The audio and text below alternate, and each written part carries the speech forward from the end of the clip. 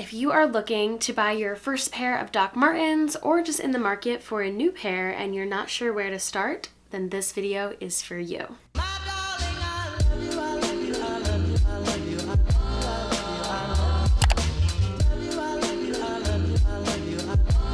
Hi friends, it is Mad. Welcome back to my channel and welcome to my channel if you are new. If you're new, make sure you click that subscribe button to become part of the Mad Threads family. You will not be disappointed, I promise. You should definitely subscribe and turn on that notification bell so you can be notified every single time I post. Okay, so now that the intro is out of the way, we can get started with all the good stuff. We are going to be talking all about Doc Martens. And if you have not seen my Doc Martens collection, I had 13 pairs. I actually have 14 pairs now. I have a few also listed up on my Depop because I am trying to downsize my collection. So in this video, we are going to get into everything about Doc Martens when it comes to buying them, caring for them, where to buy them, sizing, how to break them in. It is all going to be in this video for you guys so you can get all of your information in one place. And if you are looking to buy your first pair, I'm going to give you my recommendations for pairs that I think are really good first pairs. With all of that being said, let's just get started on everything you need to know about Doc Martens. So to start us off, I just want to give you guys a little background on Doc Martens as a company. So they started in England as a footwear and clothing brand, and they have actually been around for over 70 years. They literally started in 1947. Which is over 70 years ago. A lot of people don't know that they actually have some clothing and also handbags. So Docs really became popular in the 90s amongst like punk, goth, skating scenes, musicians, grunge. They were just like really the grunge fashion icon in the early 90s, which is so cool, especially that they're still around today. I do think that they have taken on so many different personas over the years. Like right now, teenage girls love the Jaden boots and they like to make them look more classy. But at the end of the day, they're always just gonna be a true grunge punk brand, and I love that about them. They have their notable iconic yellow stitching in the boots that everyone can just see that and recognize that it's Docs. And that's just like a little brief introduction to Docs as a company. So yeah, that's that. Let's get into the next topic. We are going to start by talking about sizing. So for me, I have really small feet, very narrow, tiny feet. This is my first pair of Docs. They are the vegan 1460 classic boots. They're so old, they're super creased. The size is a US 5. And something really important to note when it comes to Doc Martens sizing is one, they don't have half sizes. So you're stuck with a full size, but I do have some tips and tricks on how to navigate that if you do kind of need that more half size fit. As for like these ones, these are a US 5, which is equivalent to a European 36. That is just for Docs. In any other shoe, I am a European 35. So the sizing is a little bit different. So definitely be aware of that when you are choosing shoes. And if you have the opportunity to try them on, I would totally recommend it. I know with lockdown and quarantine, it may be really difficult to do so.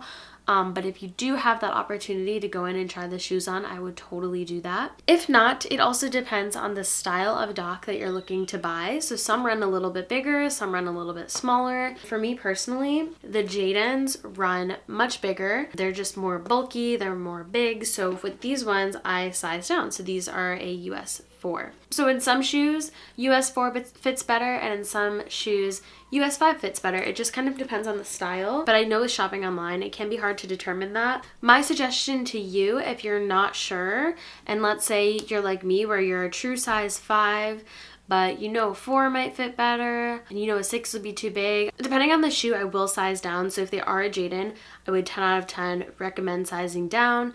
But for like the classic 1460s and maybe even the 1461s, you can always get an insole. So it's better to have them a little bit big and then put a sole into the shoe. Something like this can kind of give you that half size. So if you're normally like a 5.5, and if you sized up to a 6 and you put something like this in, it can bring you down that half size back to a 5.5, if that makes sense. You can find things like this at Target, Walmart, really anywhere, shoe stores. So yeah, these are really good to have with Docs. I use these in some of my shoes, like my Jadens still are a little bit big on me, so to fill in that space I just use an insole.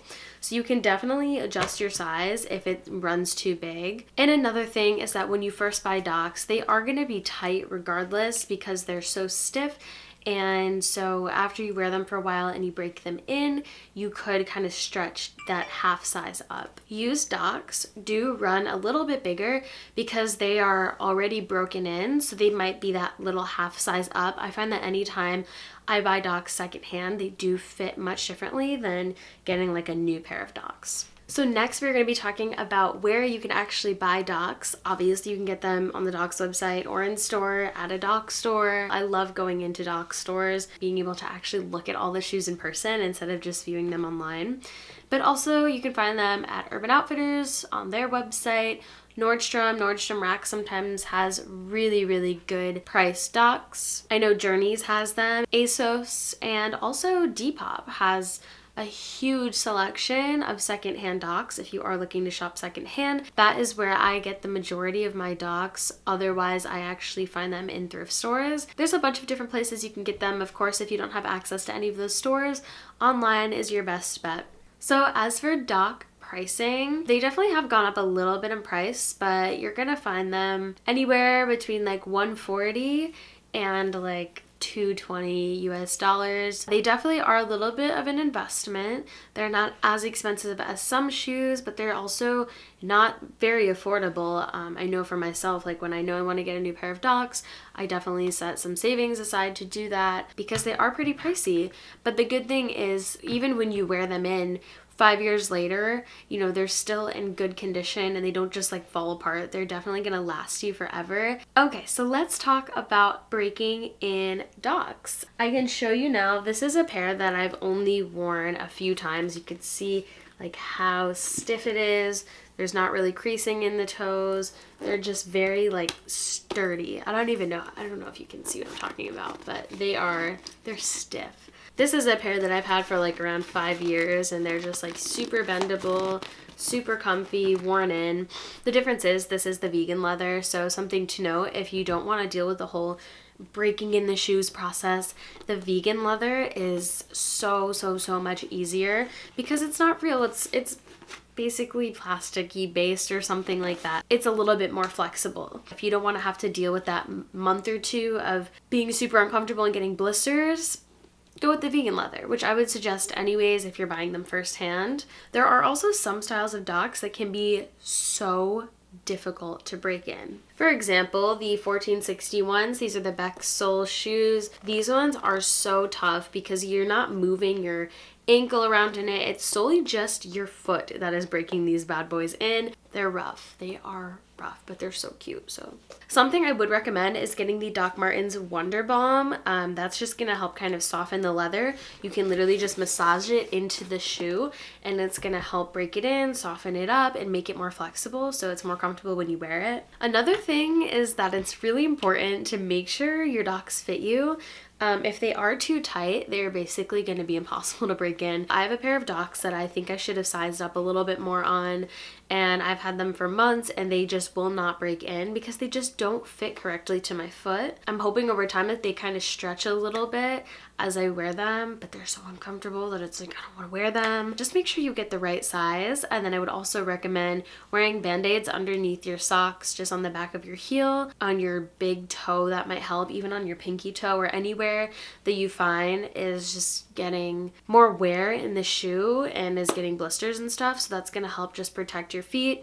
And then just to wear really thick socks if you can. If you size up, you're more able to do this, to wear thicker socks just so you can avoid the blisters. It's going to be work. The best thing I can recommend is literally just wear them around the house. I wouldn't wear them if you're going to be on your feet for a super long time. If so, bring a backup pair of shoes that you can switch into if you get super uncomfortable. You just gotta wear them. You gotta get through the tough parts. Use some leather softening stuff like the Wonder Balm or something you have around the house. That's the best advice I can give you. I also wanted to show you guys the 3 main soles that they have. I saw Jen from In the Wander Years in her video talk about this. Shout out Jen, love you girl. So I thought it would just be really important to note that there are 3 main soles. Now they do have a bunch of different soles nowadays. They have expanded their range so much, but the 3 main ones is just like your classic brown rubbery sole. So if you can see there, this is what the sole looks like. This is the original, it has their little logo type of thing on it. So that is the width of the classic sole. We also have the Beck sole. It has this kind of like rugged edge.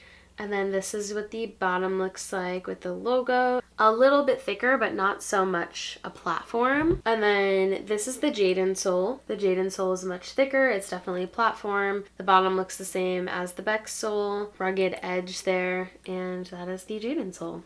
Now there's also the Jaden Max sole, which is even thicker than this one. So it has another layer of the rubber. Another thing to note is that the vegan Docs have this gold colored tag on the back. That's how you tell that they are vegan. And then the regular Docs have the classic black and yellow tag. And I'm gonna be real with you guys, I never clean my Docs, honestly. That's probably a really bad thing and maybe why they're so creased. Okay, so now I'm gonna go through my recommendations if you're buying Docs for the first time. And the first one would be the classic 1460 boots in the color black or whatever color you prefer. But I just do feel like a classic black combat boot is something that you need. And if you want that little extra boost, because like me, I am 5 feet, but I also love a good platform sole to give me that little boost, and it's just more edgy. The Jaden boots are perfect. If you're looking for something more for like work or something more businessy, definitely the 1461s in the black shade. I think that is the one to go with. And if you like more of a sandals type of vibe, definitely the vegan sandals are my favorite ones ever. They're super comfy. So that is everything that I have for you guys in this video and all the things I wanted to include about Doc Martens. I hope you guys got some useful information out of this, and please let me know what your first pair of Docs was or is going to be if you're about to buy a new pair. And if you do have any more questions about Doc Martens, please let me know in the comments or on my Instagram page. I will totally answer those for you guys. I love you all so much. Thank you so much for watching this video today, and I will see you in my next video. Bye guys. 1, 2, 3, funky.